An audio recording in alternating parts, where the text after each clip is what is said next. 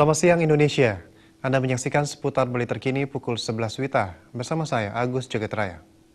Untuk memenangkan persaingan masyarakat ekonomi ASEAN, khususnya di bidang sumber daya manusia, pemerintah perlu mendorong program sertifikasi uji kompetensi, khususnya kepada pekerja pariwisata.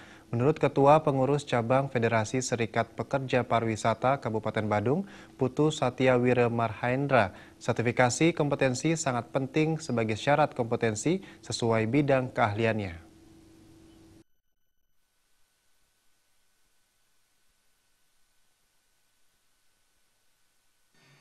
Ketua Pengurus Cabang Federasi Serikat Pekerja Pariwisata Kabupaten Badung, Putu Satyawira Marhaendra mengatakan, sertifikasi kompetensi bagi para pekerja khususnya di bidang pariwisata sangat penting sebagai bentuk kompetensi pekerja.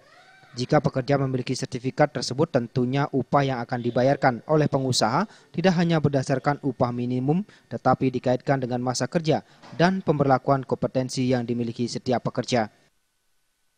Seorang pekerja yang memiliki kompetensi lengkap sebagai seorang waiter waitress itu tidak boleh dibayar sama dengan seorang pekerja yang tidak memiliki sertifikasi kompetensi lengkap untuk sebagai seorang waiter waitress.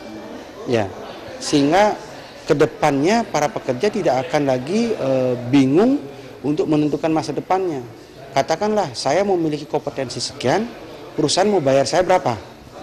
Nah, itu akan menunjukkan bahwa dunia tenaga kerja akan mengalami perputaran yang sangat tinggi juga.